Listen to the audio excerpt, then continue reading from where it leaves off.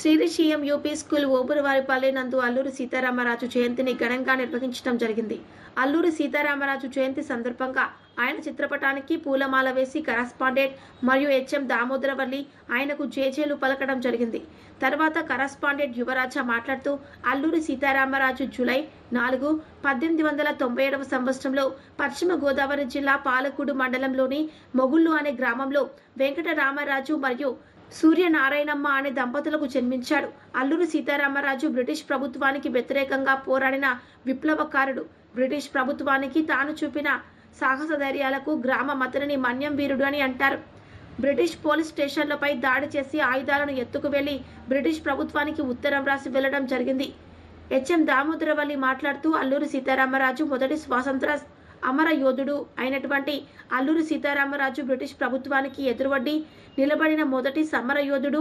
స్వాతంత్ర సమరయోధుల అల్లూరి సీతారామరాజును బ్రిటిష్ ప్రభుత్వం ఎదుర్కొనలేక దొంగచాటున ఉండి 100 మంది ఆయనను అంతమొదించారని ఆమె తెలియజేయడం జరిగింది. కార్యక్రమంలో విద్యార్థులు, ఉపాధ్యాయులు పాల్గొనడం జరిగింది.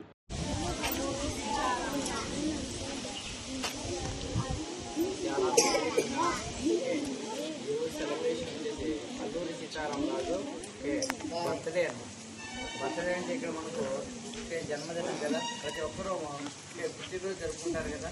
అదేవిధంగా ఇక్కడ మనకు అల్లూరి సీతారామరాజు అతను ఈజ్ ఏ ఫ్రీడమ్ ఫైటర్. ఓకేనా, స్వాతంత్రం కోసము ఎంతో పోరాడినటువంటి వ్యక్తి అన్నమాట. ఇతను వచ్చేసి జూలై 4వ తేదీన 1897 సంవత్సరంలో జన్మించాడు. ఎప్పుడు పుట్టాడు? జూలై 4 అంటే ఈరోజే అన్నమాట. 4వ తేదీ 1897 సంవత్సరంలో జన్మించాడు. ఏ జిల్లాలో పుట్టాడు అంటే పశ్చిమ గోదావరి జిల్లాలో పుట్టాడు అన్నమాట. నెక్స్ట్ ఏ మండలం అంటే పాలకుడు మండలంలోని మొగుళ్ళు అనే గ్రామంలో పుట్టాడు అనమాట అల్లూరి సీతారామరాజు. పాలకుడు మండలం మొగుళ్ళు అనే గ్రామంలో పుట్టాడు అనమాట. మరి వాళ్ళ నాన్న పేరు వెంకటరామరాజు. మరి నెక్స్ట్ వాళ్ళ తల్లి పేరు వచ్చేసి సూర్యనారాయణమ్మ. ఓకేనా, ఫాదరు నెక్స్ట్ మదర్ అమ్మ.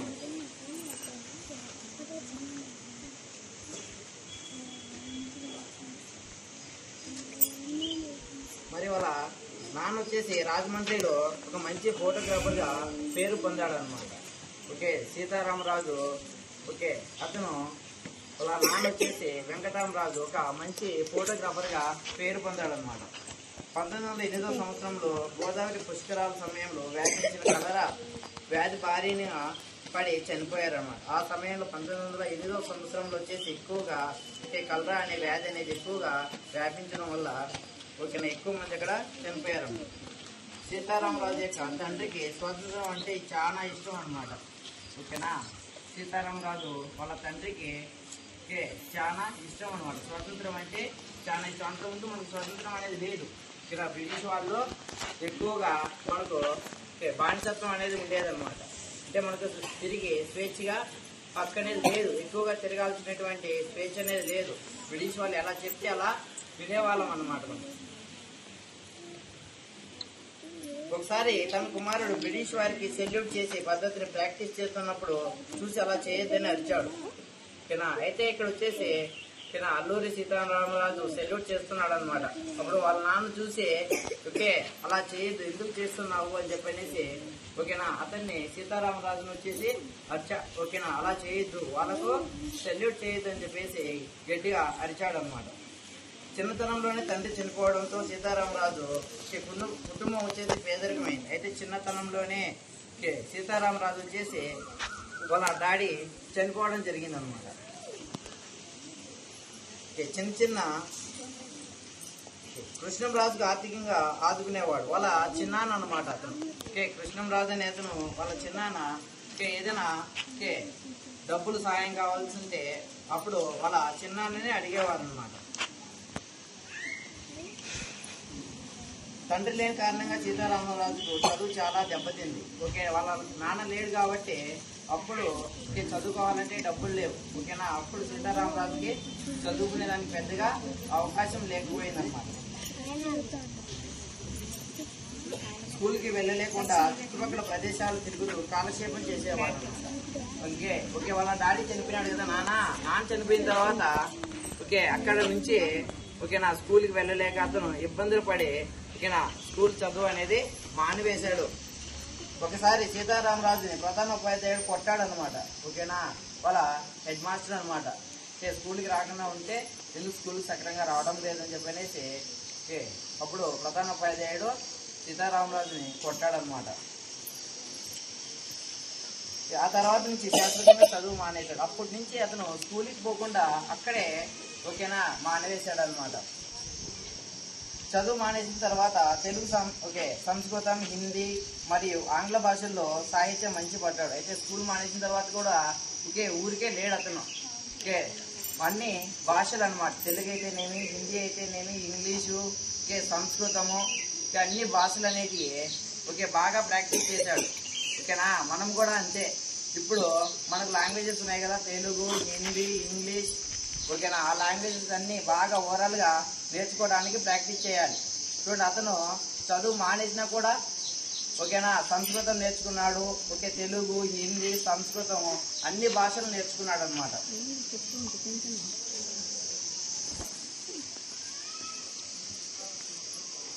సీతారామరాజుకు 14 సంవత్సరాలప్పుడు ఉపనయనం జరిగింది. తన కుటుంబంలో తూనిలో ఉన్నప్పుడు అడవులు, కొండలు మరియు పరిసర ప్రాంతాల్లో తిరుగుతూ గిరిజన ప్రజలు జీవించే విధానాన్ని గమనించారు.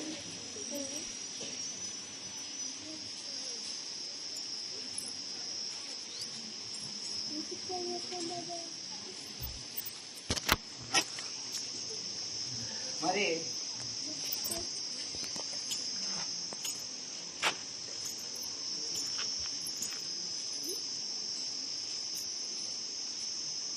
రాజు బ్రిటిష్ ప్రభుత్వానికి వ్యతిరేకంగా పోరాడినాడు అనమాట. బ్రిటిష్ వాళ్ళతో సీతారామరాజు ఎక్కువగా కృషి చేశాడనమాట. బ్రిటిష్ ప్రభుత్వానికి తాను చూపిన సాహస ధైర్యాలకు గాను అతన్ని మన్యవీరుడు అనేసి అంటారు.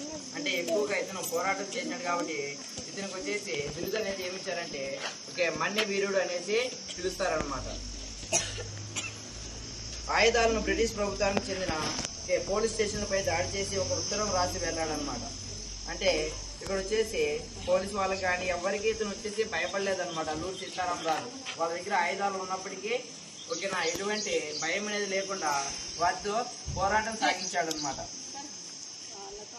ఆ లెటర్ అనేది రాశాడు అనమాట, ఉత్తరం. ఆ ఉత్తరంలో ఏం రాశాడు చూడండి. ఆ ఉత్తరంలో తాను దాడి చేసిన వివరాలు ఇచ్చి దమ్ముంటే తనను పట్టుకోమని సవాల్ చేశాడు. ఎవరితో? బ్రిటిష్ వారితో మీరు దమ్ముంటే నన్ను పట్టుకోండి